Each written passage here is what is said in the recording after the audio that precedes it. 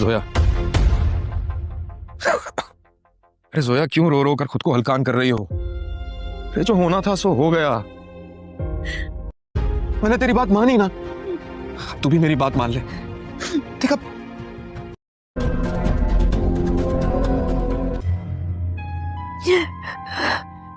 بھوک رہی ہوں.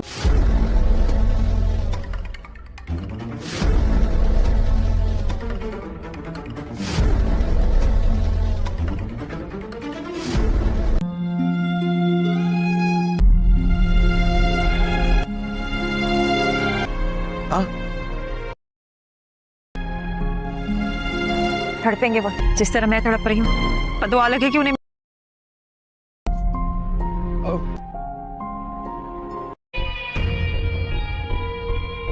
ساری دنیا کی دولت لا کر بھی میرے قدموں میں رکھتے، میری بیٹی کی کمی پوری نہیں ہو سکتی.